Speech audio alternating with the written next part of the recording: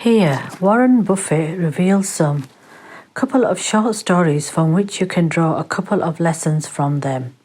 Sometimes people have time and energies and they are willing to put their time and energies to better themselves, what you really could do with more skills. First of all, Warren Buffett going to tell you a very motivational story about Berkshire Hathaway purchased a business from Mrs. B. Rose Blumkin.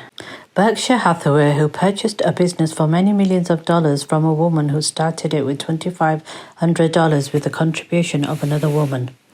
This woman landed in Seattle in 1917. She couldn't speak a word of English. She wears a tag around her neck. The tag said Fort Dodge, Iowa. The Red Cross got her to Fort Dodge, where she was reunited with her husband, who had come to the country a couple of years earlier. She lived in Fort Dodge for 2 years. As she couldn't pick up the language, she felt like a dummy. So in 1919, she moved to Omaha with her husband. There, she found a small colony of Russian Jews. She became comfortable with them. She had 4 children. Her oldest daughter went to school and learned Francis, and then taught her mother the words she learned in school. This woman spent 20 years saving money, bringing first her siblings over, her mother and father, $50 at a time. In 1937, after 20 years, she'd saved $2,500 by selling old clothes. She went to Chicago. In Chicago, she fulfilled her dream. She bought a furniture store. When she opened a furniture store, she didn't bring anything unique in furniture, but she brought a determination to succeed. She knew she could outwork anyone else. She cared about her customers. She worked at very low gross margins, but she built this incredible business. A woman who had never gone to school and could not read or write sold her business in 1983 for $16 million, approximately, to Berkshire Hathaway. Last year, this business earned equal to worth $1.5 billion. Now the 4th generation is working in that business. Afterwards, this woman worked for Berkshire until she was 103 years old. Then she retired and died the next year. It's a lesson for all of Berkshire's managers who give up in their lives and want premature retirements. For not only Berkshire's managers, she became an inspiration for all of us. He bought another business for hundreds of millions of dollars from another woman. Berkshire Hathaway purchased a business from Jack Taylor. Berkshire Hathaway went to buy one other small business from a person whose name is Jack Taylor.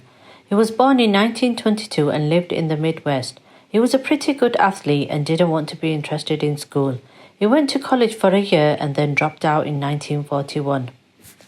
The company he built hires more college graduates each year than any other company in the United States. He engaged his fellows who were destined for this but did not know it's a Jack's company.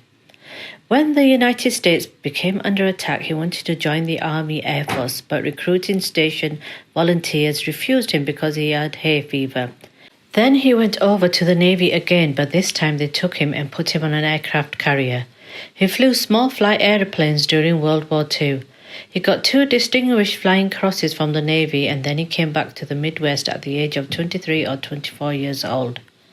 Actually, he got back to the Midwest and he actually kind of went from one job to another for a short period. He finally became a used car salesman at a Cadillac dealership in St. Louis, Missouri, and at age 35, having moved up in the sales organization. Here he offered his services an investment of $25,000, which he borrowed in the car leasing business with his boss. The boss cut his salary in half and they became partners in a car leasing company. Jack had 7 cars at age 35. Yes, it was pretty slow, but his first venture was okay. At the age of 40, with 17 vehicles, he decided to go into competition in the rental car business. Well, this is a lesson for all of us. So now he's going to take Hertz and Avis people like that who have hundreds and thousands of cars. He got 17 cars and his cars aren't unique. He bought them from General Motors or Florida Chrysler. He was determined about competitive edge as he is going to offer friendlier service to the customers than they've ever seen before.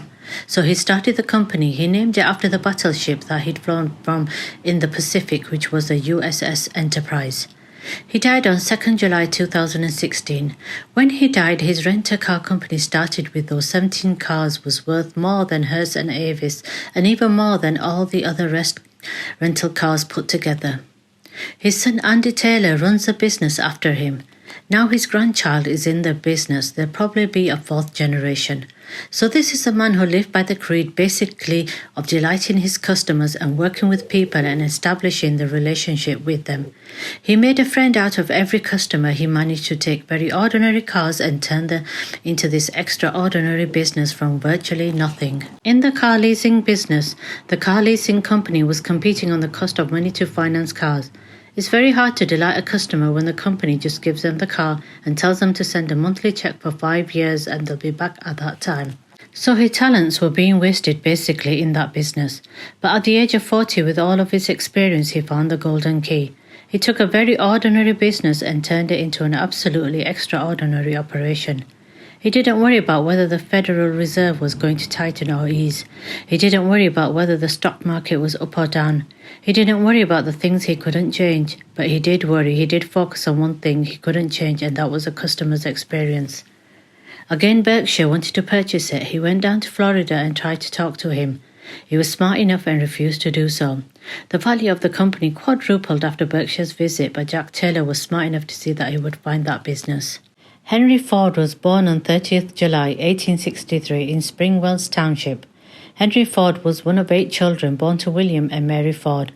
He was born on a farm near Dearborn, Michigan. For 8 years he attended a one-room school when he wasn't helping on the farm with the harvest. At age 16 he left home on foot to find work in Detroit's machine shops. He is a person who failed twice before he started the Ford Motor Company in 1903. He built his first experimental car in 1896. In 1908, he designed the Model T. Demand became so great that Ford developed new mass production methods, including the first moving assembly line in 1913. He developed the Model A in 1928 to replace the Model T, and in 1932 he introduced the V8 engine. He observed an 8-hour workday and paid his workers far above the average, holding that well-paid labourers become the consumers that industrialists require, but strenuously opposed labour unions. As the first to make car ownership affordable to large numbers of Americans, he exerted a vast and permanent influence on American life. He died April 7, 1947. It means whether you get the greatest business idea in the world the first time, whether you keep learning as you go along what your strengths are and what you can do for your customers, what you can bring especially to them. Yes, you need education, but not necessarily, as we all know about Mrs. B. Rose Blumkin, who can't speak or write the English. The education you receive from 10,000 small businesses, you only need a genuine desire day in, day out to delight the customers. Whenever you buy something from somewhere, you forgot about the price, but you will always remember how you were treated. You will never forget a person with whom you had a wonderful experience and a delighted experience in purchasing anything.